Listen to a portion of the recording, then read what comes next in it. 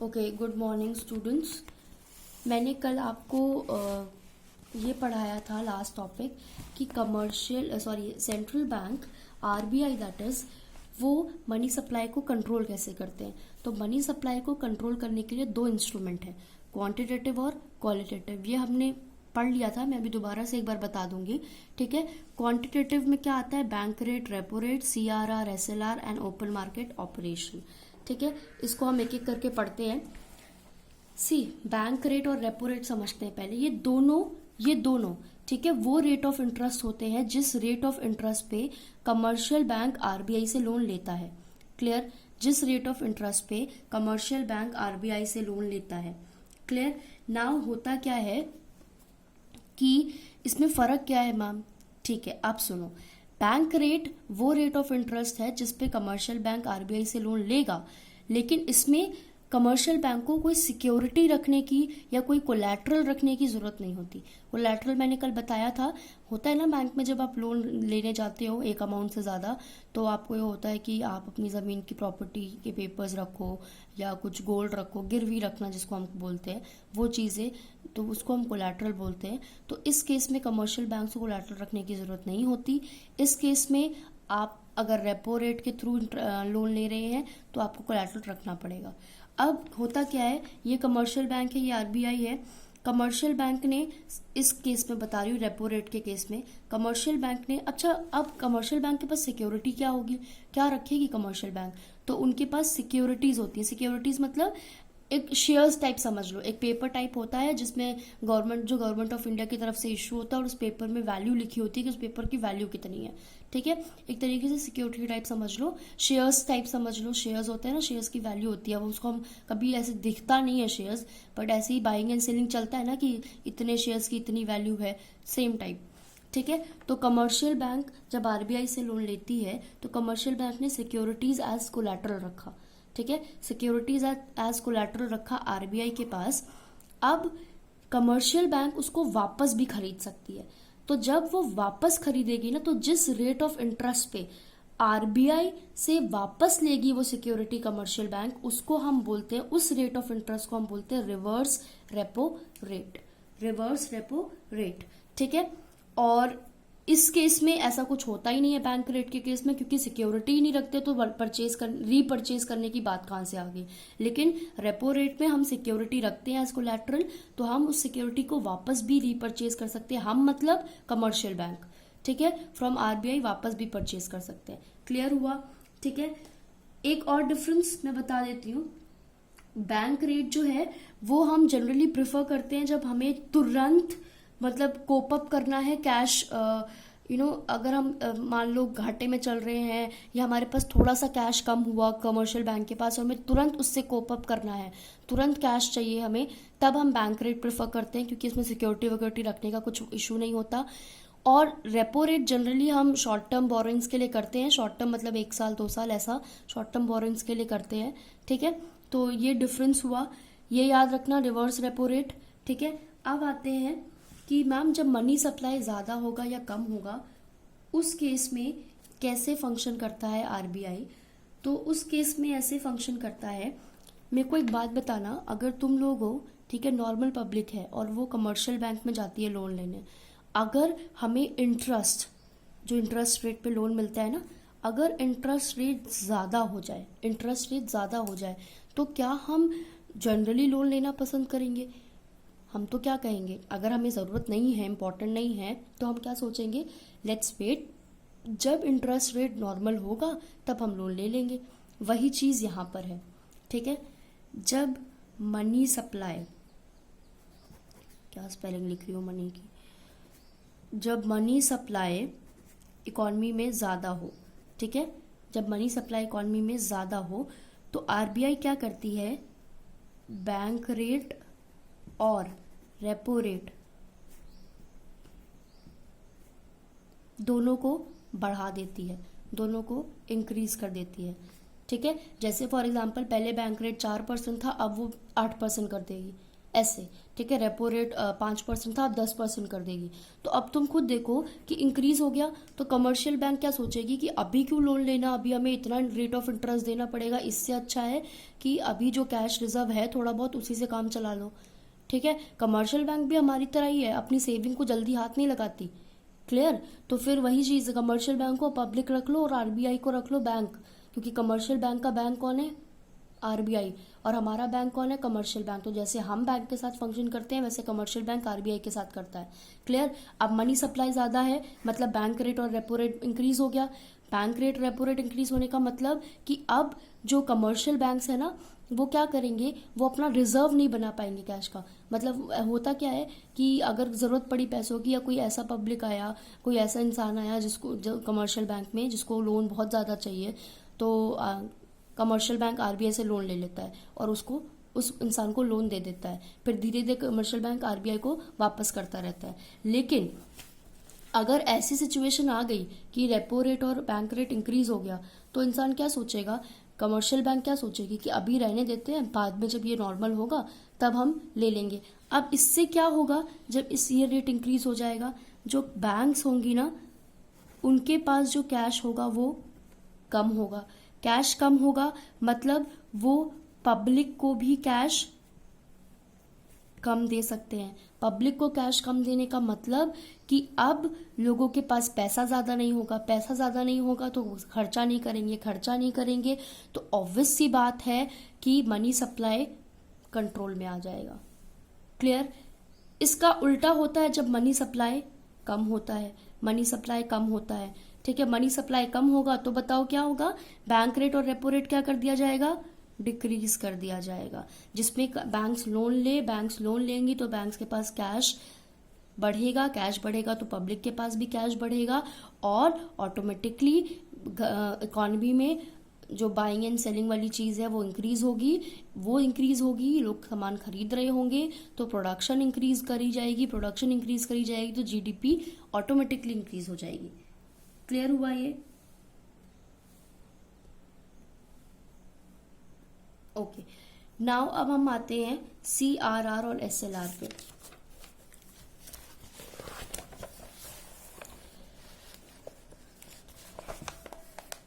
देखो CRR SLR, देखो होता क्या है, ये इसका हमने पहले ही मतलब समझ लिया था क्या होता है, दोबारा से सुन लो। CRR is cash reserve ratio.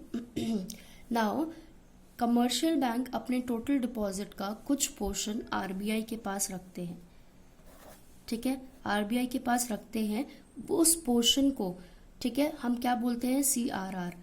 और SLR, कमर्शियल बैंक अपने टोटल डिपॉजिट का कुछ पोर्शन अपने पास रखते हैं in form of liquid assets.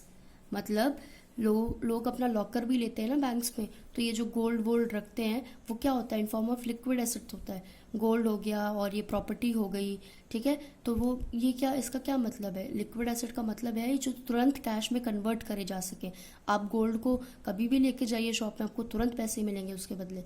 तो वो जो कमर्शियल बैंक अपने पास रखती है ना अपने टोटल डिपॉजिट का, वो इस फॉर्म में रखती है, लिक्विड एसेट के फॉर्म में, कैश के फॉर्म में नहीं। क्लियर?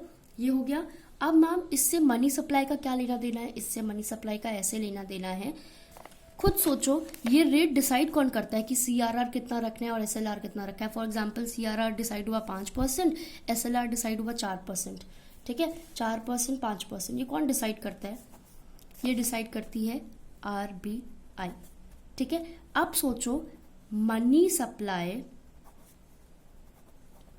बढ़ गई इकोनॉमी में, मनी सप्लाई इकोनॉमी में बढ़ गई।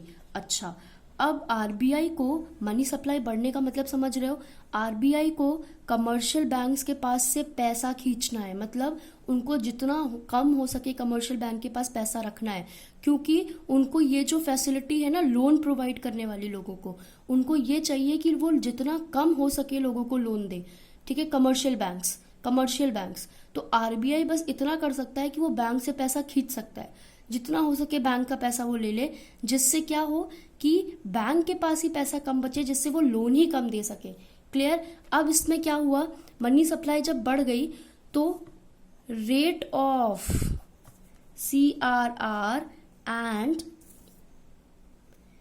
SLR दोनों को बढ़ा दिया गया, क्योंकि ये दोनों क्या हैं, ये दोनों ऐड होकर क्या बनते हैं, LRR, लीगल रिजर्व रेशियो। ये लीगल है, इनको तो इसका रिजर्व तो मेंटेन करना ही करना है, ठीक है, इसका रिजर्व मेंटेन करना ही करना है, ये लीगल है और इसका कुछ हो नहीं सकता। मतलब ऐसा कमर्शियल बैंक ऐसा नहीं कर सकती कि इसका रिजर्व मेंटेन ना करे। क्लियर। तो अब देखो CRR हो गया, SLR हो गया, इसको दोनों को, इसका रेट दोनों का बढ़ा देंगे।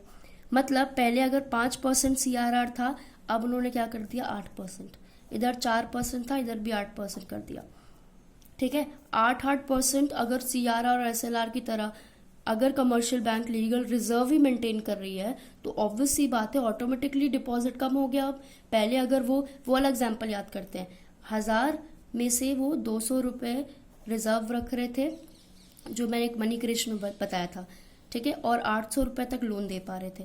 अब यहीं पर अगर मैं बोलूं कि वो 1000 में से 500 तक रिजर्व रख रहे हैं, तो अब लोन कितने का दे पाएंगे, सिर्फ 500 का ही तो दे पाएंगे। देखो ऑटोमेटिकली कम हो गया, ठीक है, ऑटोमेटिकली अमाउंट कम हो गया। अब लोन ही कम दे सकते हैं तो लोगों के पास पैसा ही कम आएगा, पैसा ही कम आएगा तो ऑटोमेटिकली मनी सप्लाई कंट्रोल में आ जाएगा। और यही उल्टा केस होता है, अगर मनी सप्लाई क्या हो जाए, कम हो जाए, तो CRR और SLR का रेट क्या हो जाएगा, कम हो जाएगा, जिसमें ये वाला सिचुएशन आ जाएगी। फिर से वही ले लो, 1000 यहाँ पे 200 और अब कितना दे सकते हैं 800, अब बढ़ गया तो अब लोग ज्यादा लोन ले सकते हैं, लोग ज्यादा लोन ले सकते हैं, मतलब कि मनी सप्लाई बढ़ जाएगी। अब मनी सप्लाई बढ़ने का मतलब लोग सामान को खरीदेंगे, सामान खरीदेंगे तो प्रोडक्शन इंक्रीज होगी और GDP इंक्रीज होगा। ये दोनों सिचुएशन ध्यान में रखना, मनी सप्लाई बढ़ रही है तो क्या होगा, कम हो रही है तो क्या होगा, ठीक है। लास्ट इसका एक है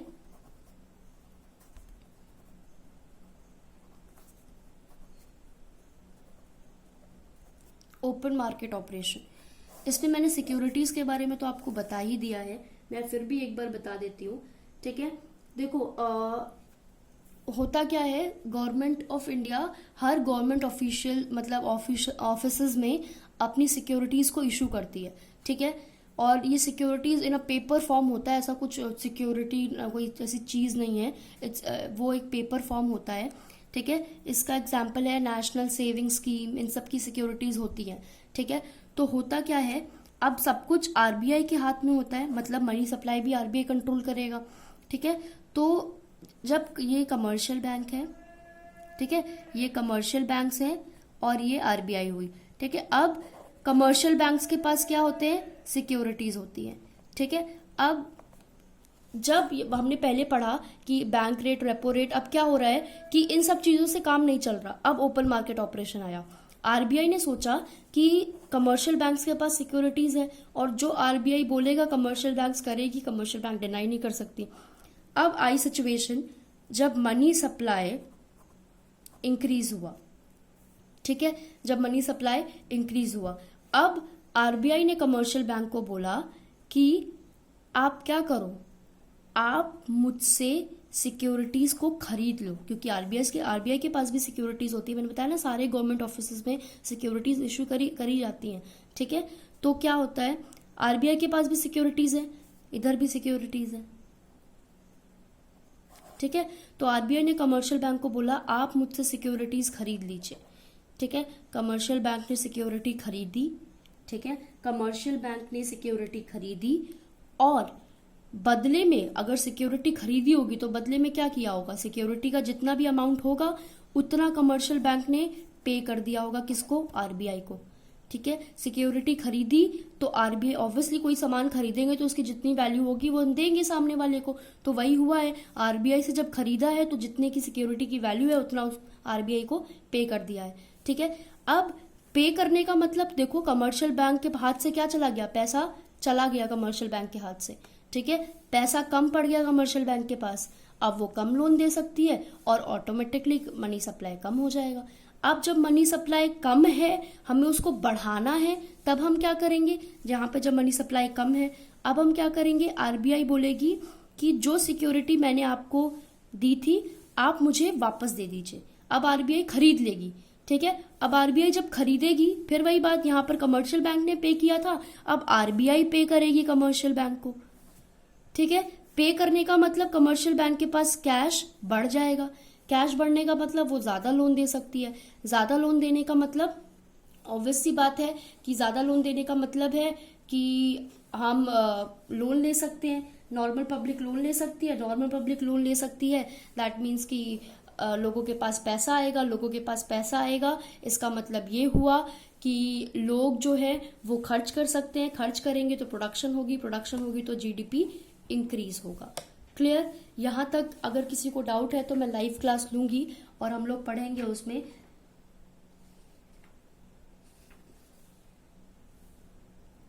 ओके, नाउ अब आते हैं क्वालिटेटिव। मैं एक बार बता देती हूँ, दो मैंने बता दिया था।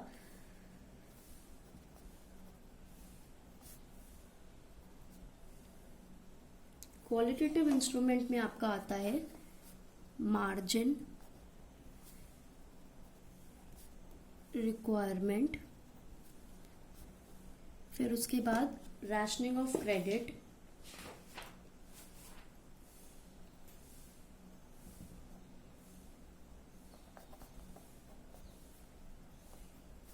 उसके बाद आपका आता है मॉरल सुवेशन। ये तीन चीजें आती हैं। अब मार्जिन रिक्वायरमेंट इसमें थोड़ा सा वो है, वो मैं बता देती हूँ। देखो क्या होता है कि आपको ये तो पता लगा कि जब नॉर्मल पब्लिक जाती है लोन लेने के लिए तो एक अमाउंट से ज्यादा अगर लोन चाहिए तो एक अमाउंट तक तो आपको नहीं चाहिए होता है कुछ भी गिरवी रखने के लिए, पर एक अमाउंट से अगर ज्यादा आपको लोन चाहिए तो आपको कुछ भी एज अ कोलैटरल रखना पड़ता है, मतलब कुछ गिरवी रखना पड़ता है बैंक के पास, तब वो आपको लोन देती है, ठीक है। अब होता क्या है, इसमें मार्जिन निकालती है बैंक अपना। मार्जिन देखना, ये हम मार्जिन रिक्वायरमेंट पढ़ रहे हैं। इसमें पॉलिसी में क्या डिसाइड करती है कि अगर आपको 1 करोड़ का लोन चाहिए, ठीक है, तो आप 80 लाख का कुछ मार्जिन रख दीजिए, ठीक है। अगर आपको 1 करोड़ का लोन चाहिए तो आप 80 लाख कोलैटरल रख दीजिए। पहले ये था जब मनी सप्लाई बिल्कुल स्टेबल थी, तो ये वाली पॉलिसी चल रही थी, ठीक है। अच्छी बात है, 1 करोड़ का लोन चाहिए भाई, इतना तो बनता है, पब्लिक ले रही थी अच्छा खासा। अब क्या हुआ, पॉलिसी चेंज हुई। क्यों चेंज हुई? क्योंकि मनी सप्लाई बढ़ गया इकोनॉमी में। अब मनी सप्लाई बढ़ने का मतलब हमें लोगों के पास पैसा कम देना है, हमें पब्लिक तक पैसा कम पहुंचाना है, ठीक है। उसके लिए हम क्या करते हैं, आरबीआई ने क्या डिसाइड किया, उल्टा कर दिया इसका, ठीक है। मैं एग्जाम्पल ले रही हूँ, ऐसा जरूरी नहीं है कि उल्टा ही कर देते हैं, बट मैं एग्जाम्पल ले रही हूँ। अगर आपको 80 लाख का लोन चाहिए तो आपको 1 करोड़ का कोलैटरल रखना पड़ेगा। अब मुझे बताओ, कोई भी नॉर्मल इंसान अगर उसको इतनी नेसेसिटी नहीं है तो वो क्यों लेगा लोन, ठीक है। तो क्या हुआ, पब्लिक ने लोन लेना कम कर दिया क्योंकि ज्यादा अमाउंट का कोलैटरल रखना पड़ रहा था, तो पब्लिक ने लोन लेना कम कर दिया। धीरे धीरे क्या हुआ, पब्लिक ने लोन लेना कम किया तो मनी सप्लाई अपने आप कंट्रोल में आ जाएगी। और ये इसका उल्टा होता है, अगर मनी सप्लाई कम है इकोनॉमी में तो ये वाली सिचुएशन ले लो, ऐसी सिचुएशन आ जाएगी, तब पब्लिक ले रही है पैसा आ रहा है पब्लिक के पास, खर्च कर रही है, ठीक है। रैशनिंग ऑफ क्रेडिट मतलब क्रेडिट की लिमिट सेट कर देती है, ठीक है, लिमिट सेट कर देती है। अब इसमें मैंने कल भी बताया था कि करंट अकाउंट होता है, ठीक है, फिर उसके बाद सेविंग अकाउंट होता है, ये सब अलग अलग अकाउंट होते हैं। तो अलग अलग अकाउंट के अकॉर्डिंग, क्योंकि current account business person generally होता है जिनका डीलिंग बहुत करोड़ों में लाखों में होती है, तो इनकी जो लोन की राशनिंग है या लिमिट है वो ज्यादा होती है, हमारी कम होती है, ठीक है। तो मतलब एक लिमिट सेट कर देती है आरबीआई कि इससे इस अमाउंट से ज्यादा आप लोन नहीं देंगे, ठीक है, क्योंकि वो चाहती है कि मनी या पैसा इकोनॉमी में एक लिमिट तक जाए और इंसान लिमिट तक खर्च करे, ठीक है। अनलिमिटेड पैसा जा रहा है, कितना भी कोई भी लोन ले रहा है, तो फिर वो तो ऑब्वियस सी बात है चीजें बढ़ जाएंगी अपने आप, ठीक है। मॉरल सुएशन का मतलब है सजेशन प्रोवाइड करना। आरबीआई क्या करता है, सारे कमर्शियल बैंक्स को सजेशन देता है कि देखिए ऐसी सिचुएशन है और हमें जितना कम हो सके इकोनॉमी में पैसा सप्लाई करना है, हमें जितना कम हो सके पब्लिक तक पैसा पहुंचाना है, तो आप पब्लिक को मोटिवेट करिए कि वो एफडी करवा ले। एफडी करवाने से क्या फायदा होगा, मैंने फिक्स डिपॉजिट करा लिया फॉर एग्जांपल 1 साल तक, तो क्या होगा 1 साल तक मैं उस पैसे को छूंगी नहीं, ठीक है, क्योंकि जनरली बहुत मुश्किल ऐसे कुछ ऐसा मुसीबत आ जाए तभी कोई एफडी तुड़वाता है, वरना एफडी तुड़वाते नहीं है। तो 1 साल तक क्या होता है, पैसा फिक्स हो गया और 1 साल तक पैसा बैंक का, ठीक है, बैंक जो चाहे उस पैसे से करे, क्योंकि बैंक को भी पता है मैं 1 साल तक इस पैसे को निकालने नहीं वाली। क्लियर। अब ये चीजें होगी, इसमें वो सजेशन देता है कि मतलब आप पैसा पब्लिक से पैसा ऐंठिए, पब्लिक से पैसा खींचिए, ठीक है, ऐसा वाला टाइप का। और जितना मतलब लोगों को मोटिवेट करिए कि अपनी सेविंग्स को इन्वेस्ट करें, अपनी सेविंग्स को बैंक में डालें, ठीक है, जिससे उनको इंटरेस्ट मिलेगा, उनका बेनिफिट है। और मतलब एक तरीके से सजेशन देते हैं, कमर्शियल बैंक्स को सजेस्ट करते हैं कि खुद भी आप थोड़ा कंट्रोल करिए, लोगों को लोन ज़्यादा मत दीजिए, ये सब चीज़ें, ठीक है। ये आपका क्वालिटेटिव इंस्ट्रूमेंट में आ गया। क्लियर।